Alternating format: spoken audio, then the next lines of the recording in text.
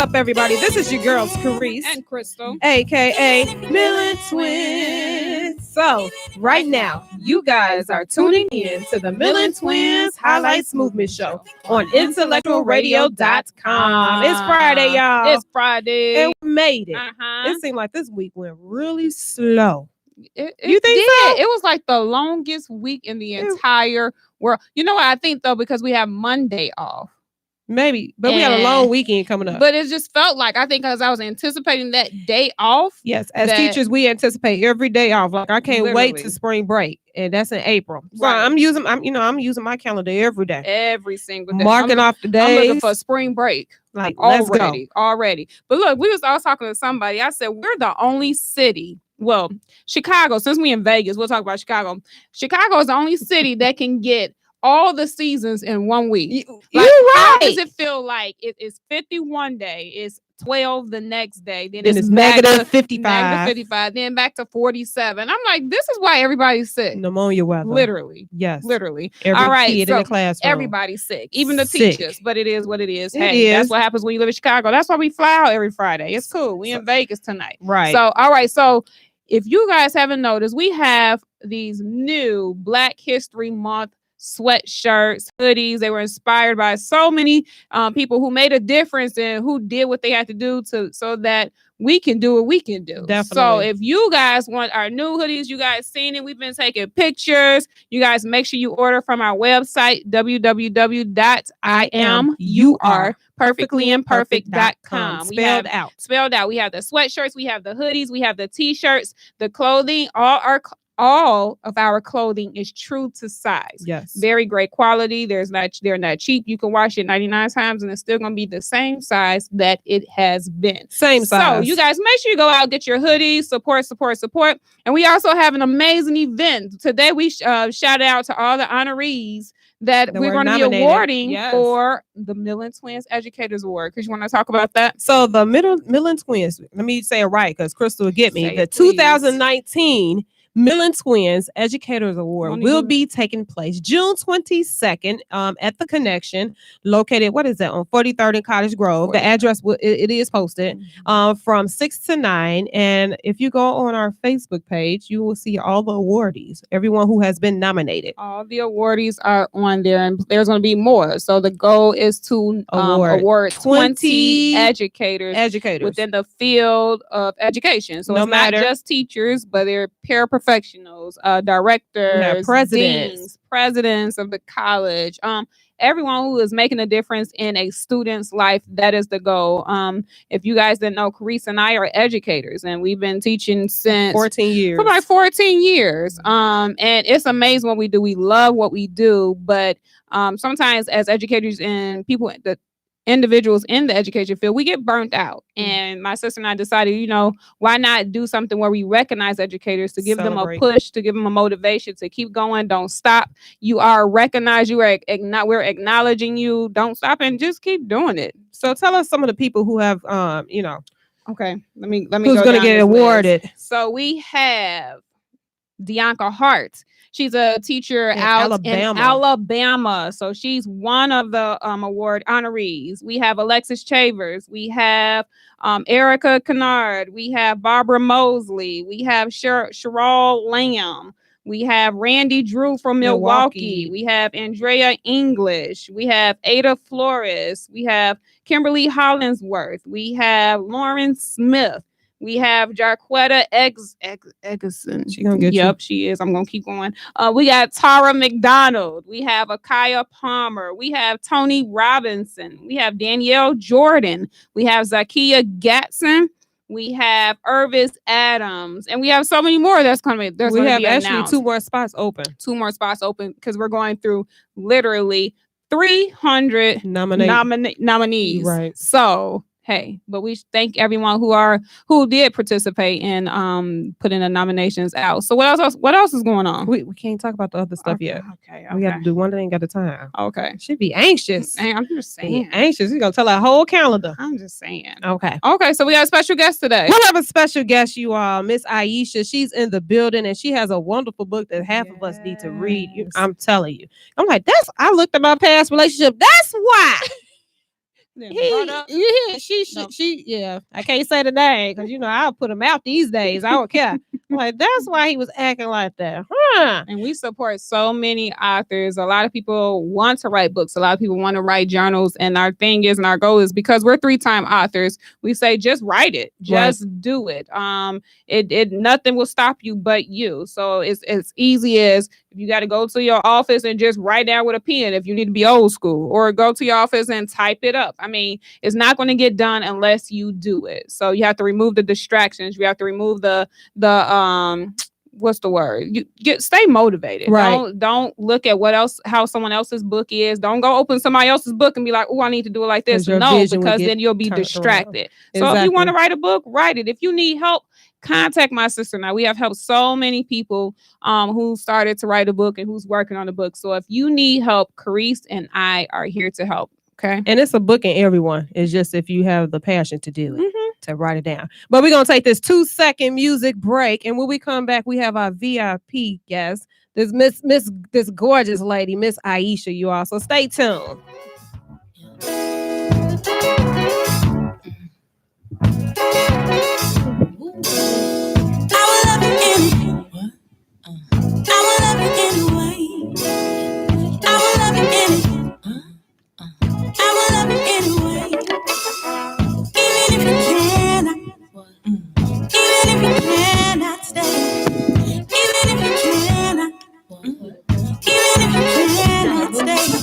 I think you are the one for me. I think you are the one for me. Here's where you ought to be. Here's where you ought to be.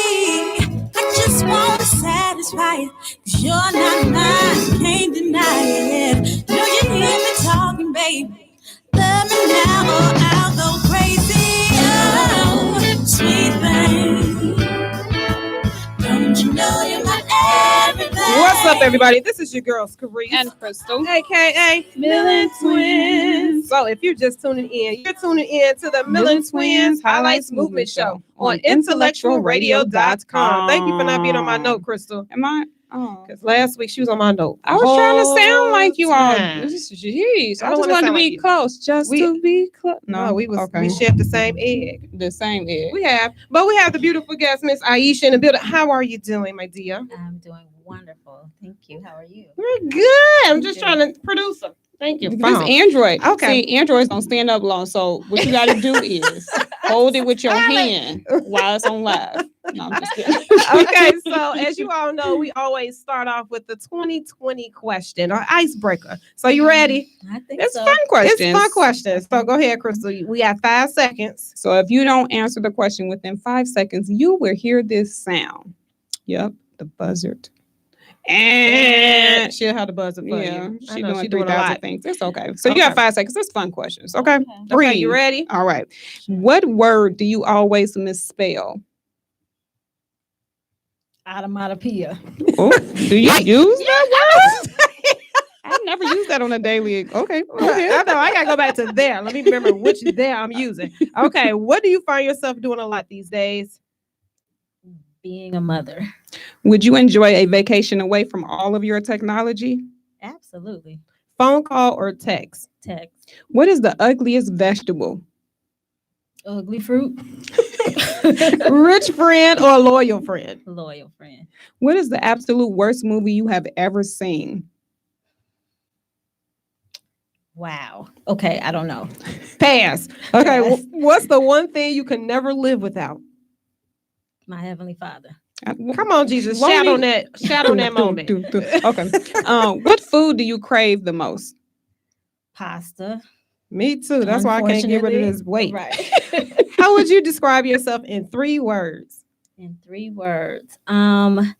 Ambitious, motivated. That was 5 seconds. No, it wasn't. She just like pushing the button. Okay. She don't get to. Caring. Okay.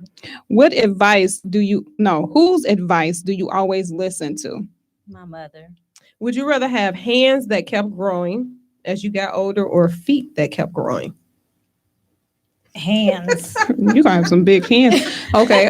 Eyebrows or eyelashes? Eyelashes. Would you rather find your true love or a suitcase with $5 million? Answer was answer truly. That's her husband right there. She had to say that. If he wasn't here, it might be a different answer. Husband, just sit down for a minute. Let me just get this money. Go to the corner. Go to the We're corner. gonna get together, okay? Netflix and chill or date night? Netflix and chill.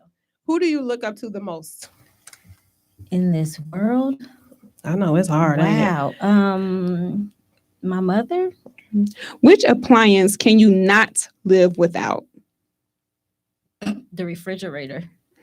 Thank you for mentioning appliance, because usually we ask this and people be like pans, and I'm like, I didn't know that was an appliance, but okay. Go ahead. Crystal, I know. Sorry. Okay, at a movie, popcorn or candy? Candy. Money or free time? Whoa. Think about it. Free. Okay. Sorry. Say it. Go ahead. Say it. Free time. Free time? Really? Yeah. I'm gonna buy my free time if I get them. Well, you have a good point there, right? That's why that was a hard question. I know. Okay. If you could live anywhere in the world, where would it be? On a sandy beach, anywhere, as long as the weather is warm. Who are you telling? Last question. You ready? Yes. Can you make any prediction about anything exactly 1 year from now? Exactly 1 year from now, I will have helped heal more hearts than I can imagine. I know that's right. Give it up. She answered all. Well, you missed about 1 or 2. One time we had somebody miss about 10. You like, you know what? Let's start over. Yeah, we're gonna start off with what's 1 plus 1. Oh my! They couldn't answer it. But no, we have the beautiful Ayesha in the building, you all. So we are so grateful that you have came all the way to Vegas. Came all the way to Vegas because we had to get away from Chicago. We did because it's cold. Yeah. So she flew out here today, on Spirit, but God got her here. No joking. See, Spirit be good. It gets you though. Them tickets be cheap until you get on the plane and you like this, and I'm like, next, I'm just gonna pay the extra $50. Yeah, but then you get on the plane and you tight, and I'm like, I'm just gonna pay the extra $50. Why be cheap, you know? But anyway, so Ayesha's here, and she has an amazing book coming up. So can you talk to everyone? What is the name of your book? The title of your book? The name of my book is End of Silent Suffering: What Every Spouse of a Sex Addict Should Know. Wow. Say it again. Say that again. Because I believe I've been through that. End of Silent Suffering: What Every Spouse of a Sex Addict Should Know. Okay. So where did that title come from? This is deep. I need everybody to share this video. Get your pens and papers out. Get your pens and papers. Get your notes. Education. If you got an Android, we got notes on here. Just pull it out and iPhones, Androids, get your pens and papers. Okay. So where did the title come from? Where did this come from? It's personal experience. I was in a pretty long marriage, and there was a lot of suffering. And I really went through a lot. I learned a lot. I did some research when it was revealed to me what the issue was, because I had no idea. And then, my suffering took time, to end. But when I came to a place where it had ended, that's when I was able to really write the book. So do you feel that you had to be healed in order to be able to just put it on paper? Like, you know what? Now I figured it out. Let me go ahead and write it out. Okay. So honestly, I'm a journal writer. So writing is actually my therapy. So I wrote all while I was in pain. You know what I mean? That helped me to stay sane. When I would go back and read, I would think, what in the world? You know what I mean? Like, it helped me to stay focused, stay sane. Yeah. That's really what it is. So the writing part wasn't very difficult. But, you sit around, you talk, and you mention some things, or somebody might mention something and you relate to that. And, I've had several people say, you should write a book. And so I'm like, okay, I'll write a book. Right, didn't think none of it. Exactly. So I literally had to go and find these journals that I've written over years to try and put things together. So I initially started writing just my story. However, I'm not really into blaming anyone or exposing the perpetrator or anything like that. My real goal is to help the victim, help the person that's enduring this. So I'm like, okay, well, let me make it a novel. Let me change the names and everything like that. But when I went through the actual professional side of writing the book, people were like, no, this needs to be a self-help book.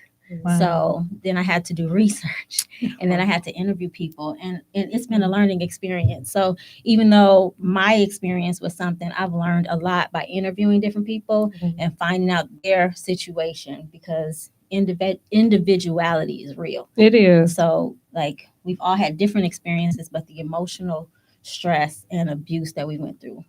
And I'm glad you said that you writing the story was not, your novel was not about putting the blame. It was more so about healing someone else or help someone heal. And that's what a lot of people who wants to write a story or write a book, they're afraid to do so because they don't want to put the blame or someone else on someone else, or afraid like, oh my God, they're going to start attacking me, when it's like, you know what, you don't write the book. Well, some people do, but your purpose of writing the book should be to help someone and to even to help yourself. Like sometimes I have to read my own book just to re-heal myself, or to refresh my memory. Like, okay, Crystal, this is why you went through what you went through. So I'm glad you said that. So if you out there and you're listening and you want to write a book, you don't have to write a book to have a target, the target, or make the target to help or heal someone else who's going through something and they don't know how to get out. Your whole thing is you write your story because you've gotten out of it. So now let me help somebody else who's going through it so that they can get out. So when did you realize that you were suffering?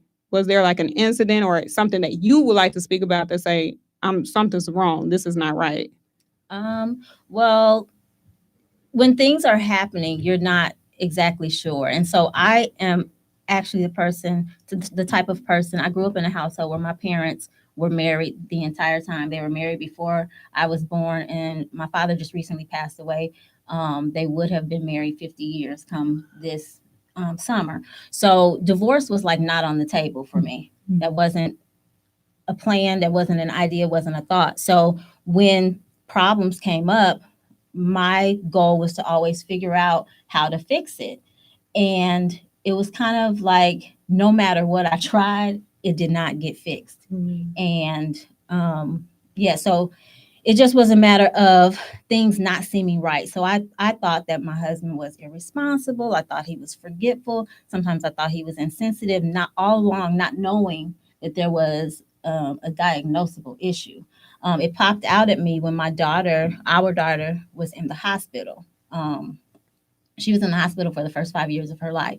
And in my opinion, at that time, she was the priority. So nothing came before that. I took off a lot of weeks from work. We lived in the Ronald McDonald House. And so I remember one particular time I got sick, and he was leaving, but he wasn't going to the hospital. And I'm like, well, what are you doing? Where are you going? He's like, I'm going to work. I'm like, but you don't start work for like several hours. And it was just like urgent that he get out. But I'm thinking, our daughter's in the hospital. So that's when I started to think something is a little off here. Right. This is just odd, because he was like, I got you some orange juice, you straight, and kind of just left. And I was just dumbfounded. Okay. Exactly. And so that was one of those things where it was more insensitive than I could really understand. That made no sense to me. Our daughter's across the street in the hospital. Where are you going? And so after that, I started paying more attention to different behaviors. And so that's kind of when it popped out to me. And then, when I caught, him in an affair, then he was like, I'm a sex addict. And at the time, I was like, that's some crap. Right. You just saying something. Right. That's, you just made that up or whatever. You're just trying to get out of it so I can feel sorry for you or whatever. Right. So we went through a lot, like those meetings that you go to, trying to join groups, just a lot of different resources that we reached out to, marriage counselors, spiritual counselors, everything. And it just was that, it didn't help. It didn't work. Yeah. So they actually have groups for that. I'm just trying to understand, like, how did they even go? Like, okay, yeah, you're a sex addict. Like, what was like the prevention, like to stop it? Just tell how you feel at the moment so you won't feel. So the groups are separated. Okay. So like the addict and the spouse are not in the same room at the same time. So I couldn't honestly tell you what they're doing in the room with the addicts. But the spouses are kind of sharing their stories And then it helps you to not feel like you're going crazy because somebody else is going through something similar. And so it helps you to stay grounded and help you make a plan. You encourage each other because most of the time, the reason that they're there is because they're not trying to end their marriage. They're there for support. Right. And so it's that kind of thing where we're just kind of discussing, I've been through this and and I've heard a lot of individuals who uses that. I mean, it is a disorder. Sex addiction is real. You have a lot of famous people who mention. I'm not going to talk about them, but anyway. So it is real, but I don't think it justifies you cheating on your spouse. Okay, what I want to say, I don't even know if it's appropriate. I should have had this conversation at the owner. With the owner. But I mean, I don't think that it's appropriate to say, well, I stepped out because I'm a sex addict. Well, how about you do more with your spouse? In my head, I think that way. I don't know if I'm... So I do go into a lot of detail about specifically what sex addiction is, but I will say this, in the book I do. I will say that a person can have a high sex drive and not be a sex addict. A person can be extremely freaky, for lack of a better word, and not be a sex addict. A person can cheat and not be a sex addict. But then a person could be a sex addict and not do any of those things. It's really about a chemical imbalance or something that's going on inside of you where you feel like you have no control. And so, some people, they find that their husband has spent like thousands and thousands of hours watching porn. But then some people have husbands or wives, because it's both men and women. Right. I guess just because I'm a woman and I had a husband. Right. But sometimes they'll find that their husband just has random sex with random people. You know what I mean? And that's dangerous. So it's kind of like, when you find that it's beyond, it just seems insane. It does, because I got a lot of people to diagnose. So after this, I'll be making a few phone calls. We're going to get this book because you need to read the whole book. Yeah. So what are some of the challenges that you have faced with writing a book, you would say? Time, being a parent, being a working person, being a new wife. Yes, time, because we've been talking about this. Everybody in your life that loves you requires and desires attention. And then getting older. Yeah. I'm tired a lot more than I used to be. So those things really. And then, sometimes you're in the mood to write and the thoughts just don't come. And then sometimes the thoughts come and you're driving. Or you sleeping. And you're waking up like, Jesus. Yes. But the process of a book, you guys, you don't have to rush it. It's like, take your time. And a lot of people are like, I got to hurry up because I want to write this book. But, take your time and write it. And the thing is, you're going to help so many people, who's going to read your story. So what do you want them to get out of your book? After reading it, what is like the main keys? Like, I need you to get this. I want them to make a decision. I want them to identify if there is something going on with them, with their spouse, and be able to make a decision that they can live with. Because, some people choose to stay, and that's okay. And some people choose to leave, and that's okay as well. A decision that they are comfortable with living with. But when you did your research, did you find that it was more males or more females? And this is not no knock to males, so don't y'all start coming at our heads. It's research. It's not my research, but it was statistic that they say is more males, more females that are sex addicts. So as far as the number of, well, not the number, but I interviewed a lot of people. The majority of them were women by far. But I think because it's still kind of taboo.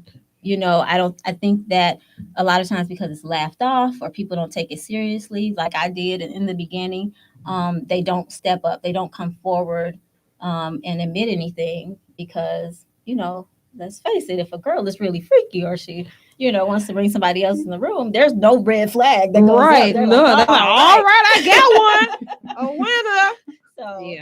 So I think it requires a certain perception as well. So there could be something going on, but you're not looking at it like that because certain needs are being fulfilled. So, and a lot of people are not even knowledgeable about it. They probably wouldn't even think the first thing, oh, they're a sex addict. No, you're just a cheater, So Right. I think we need to get informed when it comes to that. And this is a great tool to even look like, oh my God, like all these signs that she mentioned has been in my relationship. So it's like we do have to do the research and stuff, et cetera, because it could be a it could be sickness, yes. illness, right? So yeah. Did you touch anything on the spiritual aspect of it, or did you kind of keep it away from the Bible? So my foundation is the Bible. My foundation. I have a close personal relationship with God, and I was raised in the church. So yes. However, just being on this earth a while, I know that a lot of times when you just kind of spout out Bible verses or scripture, people are standoffish. So my book is written in a way that it gives you the insight and it gives you the foundation and the information that you need from the scripture, but it doesn't necessarily beat you over the head with Bible. Okay. And that's amazing. I kudos to you for that, because a lot of us who were raised in church, you got to do this. The word said this and the word said that. And it's like, you don't realize you're pushing people away from it. You want them to learn something. You want them to change something. But if you're steady telling them, you got to do it this way, you got to do it this way, it's like, well, I don't want to hear you, because it's like, It's going to go in one ear and out the other. And I'm tired of it. Right. So I'm glad that you still touched on the foundation, but you weren't like, look, thou says the Lord, you are a sex addict, So I want people to receive the information. Exactly. Right. Yeah, exactly. So we're going to take a 2-second music break. And when we come back, we have more with Miss Ayesha, you all. She's going to tell us when it's coming out and everything. So stay tuned, okay? And share the video on the Millen Twins Highlights Movement Show.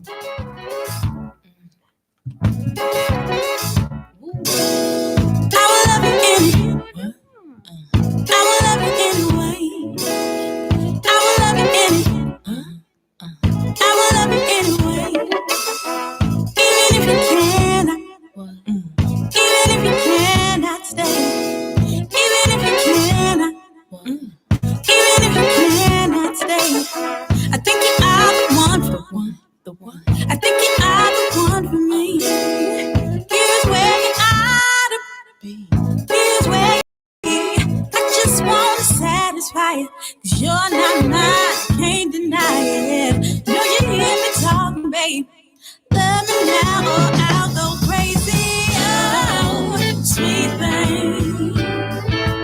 Don't you know you're my everything? Oh, sweet thing. Don't you know you're my everything?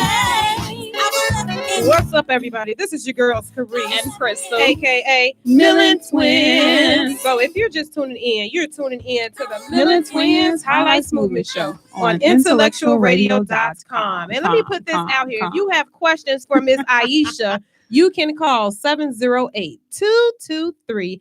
Can you say that number again? I'm going to say it again. If you have questions for Miss Ayesha, I just got out of breath. See, I'm got to get back in shape. You can call 708-223-8953. So we've been talking to Miss Ayesha, and say the name of your book again, Miss Ayesha. End of Silent Suffering, What Every Spouse of a Sex Addict Should Know.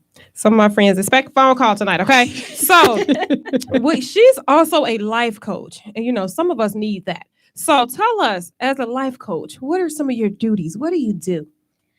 So it's so funny that you asked that, because my daughter actually just asked me that today. And I'm like, well, I help coach people on life. She's like, well, that sounds good. So I help people manage their life. So whether it be money, education, health and wellness, relationships, parenting, the things that they tend to struggle with.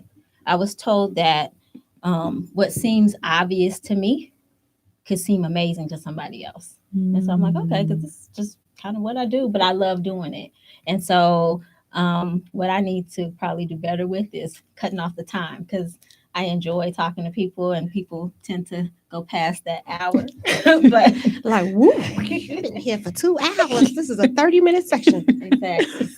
So I help people manage whatever it is that they need to get straight in their life. That's amazing, especially with financing. A lot of people definitely need that. So do you just come out with a financial plan for them? You do that type of thing? Right. And so how I touched on before when I said individuality is real. So I have basically a template or guidelines, but everybody is different. So depending on what they need, some people can't figure out, how to cook and keep their house clean, or do all of that and still be able to be available to date, and so different things. So finding a balance, you're able to balance people's lives. I I'm gonna set up a Carice need an appointment. I need that. We're gonna set up one after this. Yes. So you have a lot of people who are afraid to speak to people, speak to therapists, speak to life coach. What would you say to someone who says this is why having a life coach is important? This is the importance of it. What would you say to that person?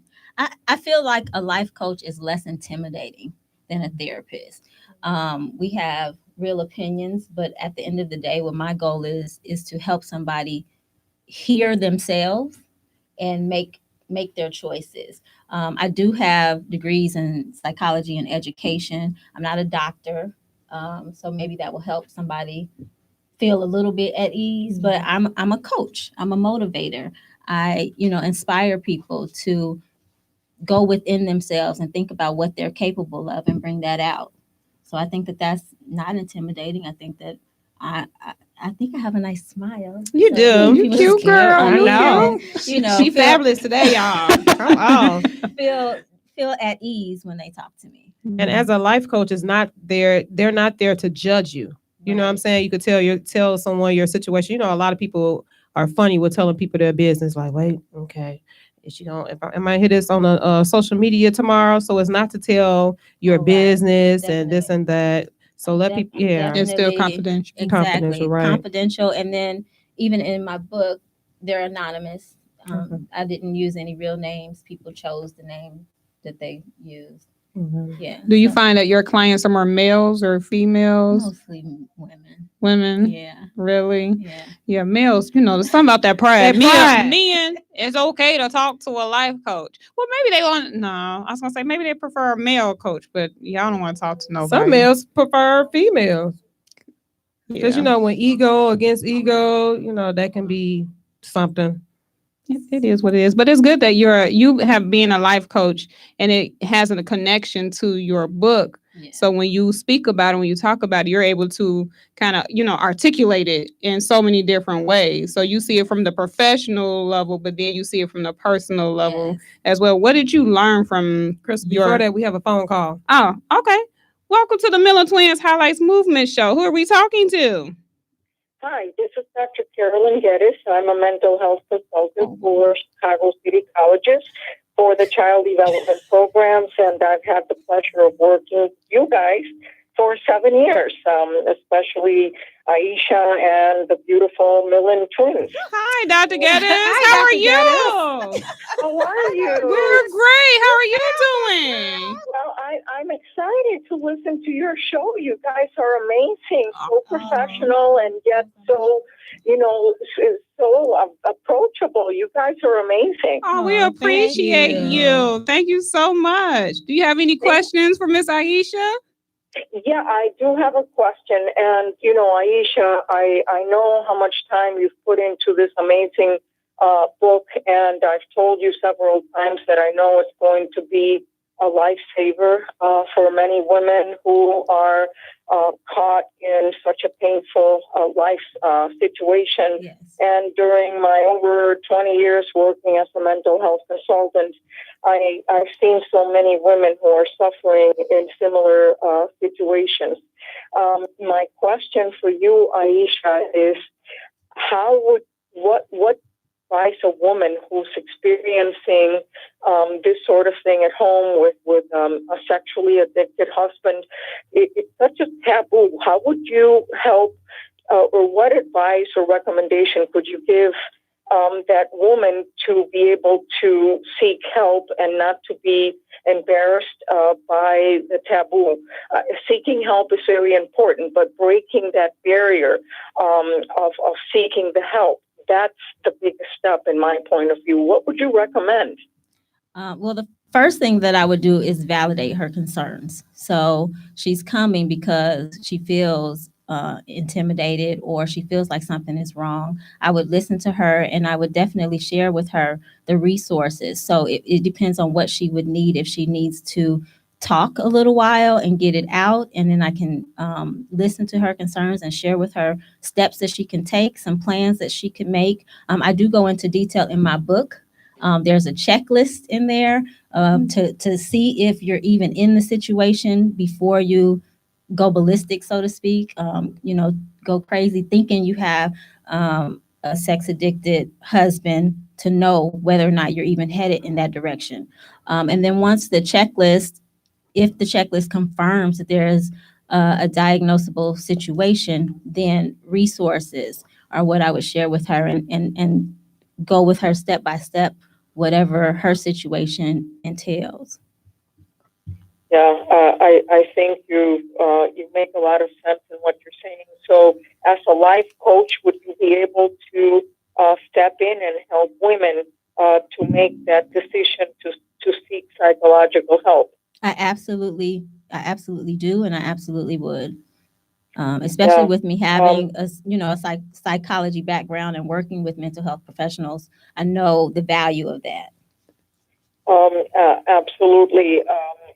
It's just, again, for so many years, I've worked with women of different cultures, different nationalities, in different languages, and no matter what the ethnic background or the cultural background, everybody shares one thing in common, which is fear to talk about it, embarrassment to talk about it, and just that's the biggest obstacle to getting help. Because once a woman steps forward and recognizes the issue as something that is of a medical medical background, somebody that has a degree in clinical psychology or in psychiatry or in clinical social work, and she understands that she can't solve it on her own, I think that's more than 50% of the battle won. Just getting the woman to be able to open up about the situation.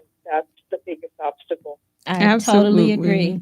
Thank you so much, Dr. Geddes, for calling. We're happy you're watching us, girl. Girl, every Friday at 8, okay? Amazing. I didn't know you had this show, and I'm just flabbergasted. You guys are amazing. Oh, we appreciate you. But brilliant. Oh, thank you. Make sure you share it on all your social media pages, okay? Okay, you take care. You too. Okay. Bye-bye. Thank you. Bye-bye.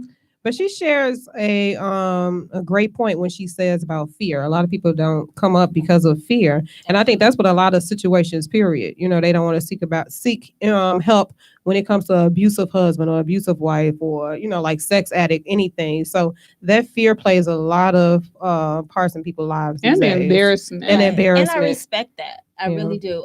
Even with some of the people that I interviewed, they're still in the situation, and so. They would text me and changed it because, maybe their husband was supposed to go to work and he didn't go to work that day. So we have to redo it. So I respect that. I definitely don't have a certain way that I'm thinking about that.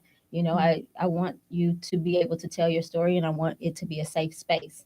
So anyone that you have talked to, that you interviewed, and they're still in a situation, have they, come out of it, or are they like, okay, I'm just stay, or they get closer to coming out? There's a spectrum. I know you know about spectrum. Yeah, I do. All kinds of spectrum. There's a spectrum. There are people who recognize it. Well, not necessarily identify it as addiction, but they recognize this is crazy, and they're out maybe in as little as 5 years. And then there are people who stay married for as long as my parents were married, but at some point they have gotten past it, or they've learned to work through it in a certain way where the spouse was able to control it, or because just like an addict, alcoholic or a drug addict, they always say that I'm an addict or I'm an alcoholic, even when they are not participating in addictive behavior. And so it's kind of the accepting that inside of me something happens, but I've made the decision not to do it. I'm speaking of the actual addict. So when that takes place, then the marriage is able to continue because they've created a situation where they're able to control that addiction. I can't say whether or not it goes away, but when two people are in love and they are determined to make it work, it can happen. Is there medicine for it? I was just about, we're twins. I was just asking. Because you were saying something about a chemical, there's a chemical bound. Do they prescribe medicine for that? Some people have. It depends on if you go to a psychologist or a psychiatrist or a life coach. I don't prescribe any medicine. Right. I'm really about helping you make choices and creating plans for your life so that you are doing things coherently and acknowledging the steps that you're taking. But psychiatrists prescribe medicine. They actually have degrees in medicine. Wow. So, right. A psychologist usually tries to help you through therapy and counseling sessions and, that kind of thing. They try to help you work through it. But a psychiatrist typically has that. Right, because I'm like, it must be pills just to keep it low. Wait, so I did, yeah. So I go into detail. So they won't think about. Okay, good. I gotta read this. I'm just like you're trying to figure it out. I'm just trying to figure it out. Yeah. It's interesting. It is interesting. Is there anything new throughout your research that you found like, wow, I didn't even, maybe something you didn't go through, but through the research, it's like this is another aspect to it. I found out so much. Well, the three things that I said at the beginning with you could be really freaky and not be an addict, or you could be an addict and not cheat on somebody. You know what I mean? Well, it depends on what you think cheating is. Right. So, but what I mean is adultery, like not going out and sleeping with somebody. So yeah, I learned a lot. I learned that people's tolerance level is different. So some things that people put up with in a 20-year marriage, other people were out in 5, 9 months. Yeah, it happens. So yes, it does. So I learned a lot. I learned that everybody's story is different, even though we have some connections and things that we can understand about each other and relate to, but everybody's story is different. So have you found that most of the sex addicts or the people that you talk to, like they don't have a full-time job, or they not really occupied? It's just like, I got all this free time, so let me do it, or regular days. It's just like regular. They got a 9 to 5. They still. You see what I'm saying? Depends. Yeah. Everybody's story is different. So some people have jobs. Some people are in and out of jobs. Some people have jobs that are very flexible. Have somebody lost a job due to it? I wonder. We gotta read the book for that. Exactly. Yeah. All the information. Yeah. That's crazy. Yeah. What are some of the signs that your spouse? Some of the signs of yourself. Okay, just give us 2, 3, 2 or 4. Give us 2, because you got to read the book for the rest. Exactly. So maybe one of the signs is you're in a relationship. Your husband or your wife, and you know how they normally leave the house. If they are taking time to pretty themselves up, for no apparent reason, and they're not taking you, or they're not telling you, when they're very secretive, and something just seems like, well, what's that about? And they're very protective over whatever the information is. Technology nowadays, that technology is a big one. So if they are protecting their phone or their laptop or something, you know what I mean, something that shouldn't be that big of a deal. If the phone rings, you're not diving across the room to get it. You're like, well, or renaming people and when it's somebody else, but in codes. So you've got Sally there and you call it and it's Sam. Exactly. So that's a couple. Those are lightweight. You have to read the book. Read the book. So when is the book coming out? April. I'm so excited. I know. I'm like, so when? We've been talking about this for a while. But I didn't know I was gonna get engaged. I know. You've been busy. I bet that's right. So if I may ask, that was your previous marriage. You're in a new marriage. Exactly. How was it transitioning into a new marriage? Was it difficult? Was it hard to trust him? He here too, so we here. But was it hard to trust him? Was it hard to not trust him, but to get back into a marriage? Like, what was the transition like? Transition. That's an interesting one. Okay, so transparency. I know my husband's like, you're very transparent, babe. So transparency, my first husband actually left the marriage. And so, of course, that you go through heartbreak. But what I found is that as time went on, it became easier and easier and easier. And I finally got to a place where I was ready to date. So I was all excited about just going out and seeing what was out there.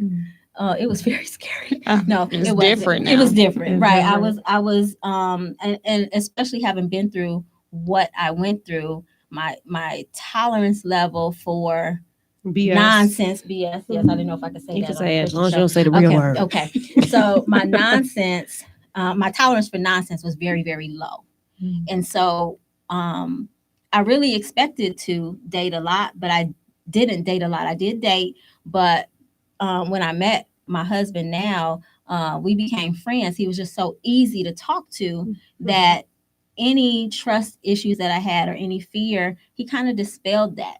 And so very early on, we had an understanding and agreement that we would be transparent. That's just it. So like, if you feel like you have to lie, this is not going to work.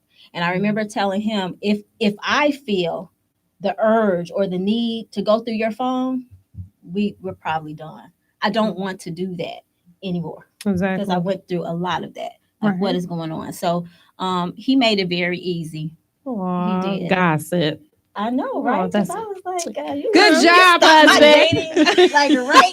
I know. She was like, I started dating. I'm getting married. Wait, just start dating. So do you find yourself at times, even though you guys have the transparency, because transparency, you're being real, we're human. Do you find yourself kind of reflecting back on your past and starting to compare, like, wait, is he doing this? Is he doing? So you know what? So with the transparency, there are some behaviors that he may do that might remind me of my past, but I am upfront and I'll say, look, this reminds me of this.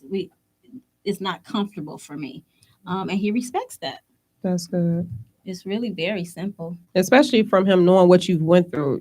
He respects everything that you have to say to him. So that's a good thing. It's all about communication. It is. Because if you hold it in, then it's going to build up. Then you're going to be like, he doing something, but he really not. He over there trying to buy flowers, but trying to be secretive to buy you flowers, and you blow up. You cheated, this and that. Exactly. And divorce. Yeah. Well, you know what? And I think I've learned too from interviewing all of these different people to just wait a minute. You know what I mean? So sometimes something might rise up in me, and then I have to be like, but he's different. He's not that person. So hold on for a second. That's amazing. Or just even a thought might come in. You should go through his phone. He left it on the bed. But I'm like, but I don't want to. I don't want to. Yeah. And so I know that's not my thought. Right. Exactly. Yeah. It's not your thoughts. We know who thoughts that is, the enemy. But okay. So with you going through your past, what was part of your healing process? How did you heal? Besides the journaling? Besides anything? Prayer. Yeah. Definitely prayer. But that's a daily thing. It definitely intensified during that period of time because, like I said, I did have to hold on to my sanity. But prayer was everything. Prayer and music. Listening to some traditional inspirational music and some non-traditional, what I felt was inspirational music. To you. So, those girl power songs. Right. I'm a survivor. You better put a ring on it. You know how we get our anthems and right. stuff. So, Chris, I know you're ready to ask the question. Can I ask the question? Thank you.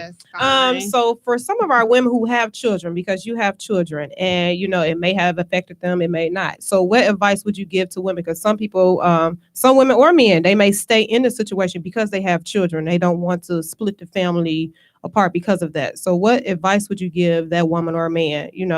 I have children. So, what would you give them? Advice would you give them? So are we talking about marriage or not marriage? Just from what you've been through. So like you've been through your past, you've been hurt and all of this, and you all had children together. Right. So did your children get affected by what was going on? Because I know a lot of women, they stay in their situations because they have kids with this man. So what advice would you give them in regards to the kids? Like, would you say stay because of the kid? You know what I'm saying? No. Some people just stay because of the kids.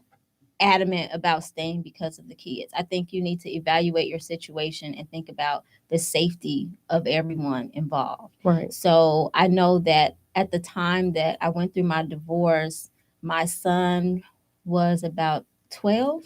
Like he was getting ready to be a teenager. Okay. So he was affected a lot more than my daughter, who was a lot younger. Okay. And then, so in her generation, I'm going to say she had a lot of friends whose dad didn't live at home. And so she was, I won't say she was okay with it, but she wasn't traumatized. Okay. And she still has a very close relationship with her father today. She's able to separate. But I still attribute a lot to prayer. But the advice that I would give, and the reason that I ask if it's marriage or not marriage, I do respect marriage. But if you are living together with children and you're not married, I don't see the priority in staying if you're in an abusive situation at all. But I think if you're married, I think that if there's abuse going on, emotional or physical, you should consider separation. Exactly. To get yourself together, to get your mind together, so that everybody can and talk to your kids. You don't have to tell them the details. Right. Definitely not about what's going on, but to just do a check-in to see where they are. Talk to them, do things with them, make sure that they still feel loved despite what you're going through. I know I would say my children help keep me alive. That's good. Yeah. And a lot of people who are married and who's going through it, it can get worked out if both people want to work it out. If both people want to get the help, it can get better. But if you have one person who's like, don't care, and then you got the other person who's like, but I really want it.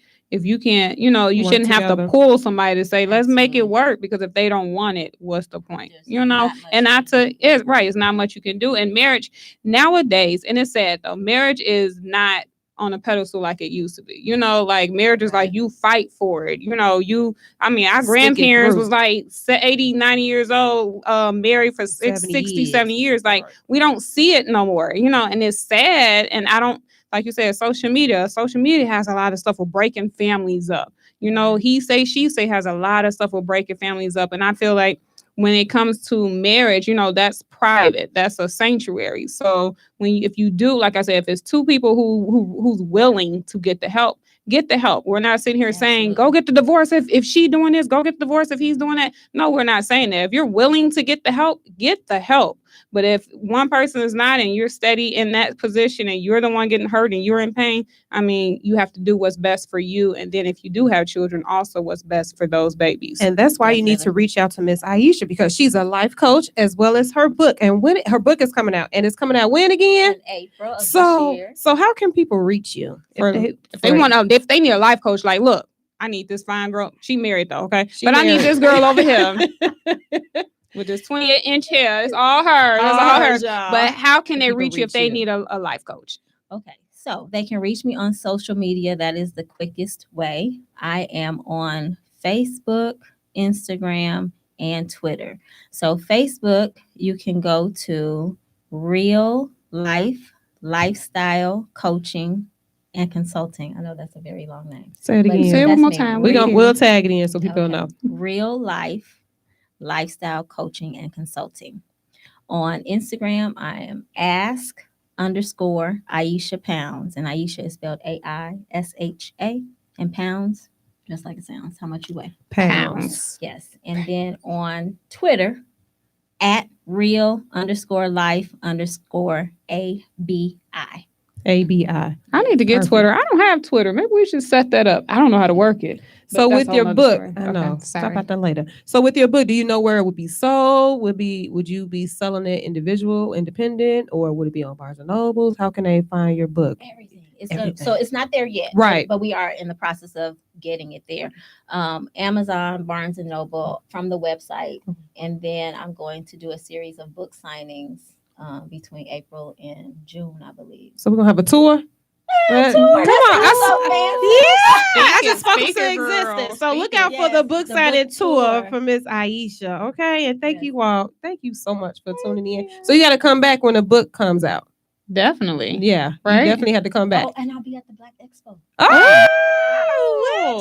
Shout out. I know. Shout out to the Black Expo. That's exciting. How are you feeling? Sorry, Black Women's Expo. Yeah. That's awesome. You're going to have your books there? Yes. Ooh. That's definitely the plan. That's big. Pray that everything goes well. It will. Definitely. So, yes. It's already done. It's already done. Already done. She about to do big things. #1 seller, y'all. So y'all make sure y'all, get in contact with Miss Ayesha. And a lot of people need to read this book that's coming out because it'll be definitely a great help. And if you just need someone to speak to, a life coach. We need life coaches. You don't have to go to see a shrink because a lot of people I ain't going to see no shrink. I ain't crazy. Reach out to the life coach. Life coaches. Sometimes easier on the ears. Yeah, and sometimes you need to speak to someone else outside of the family because sometimes our family can be biased, and your friends. Right. So we appreciate you. We thank you for coming all the way to Vegas to be with us. You guys, make sure you reach out to Ayesha. We will tag all her information in the video. So you guys, it's Friday. We got the Educators Awards coming up. We have a long weekend. Long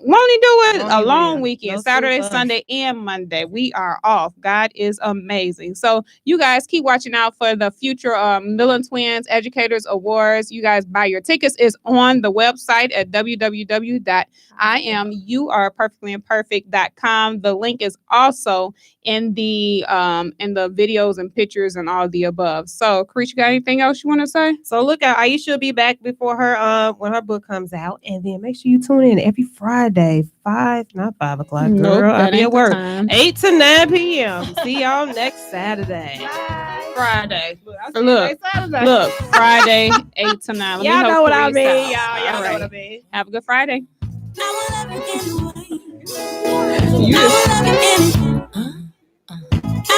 anyway.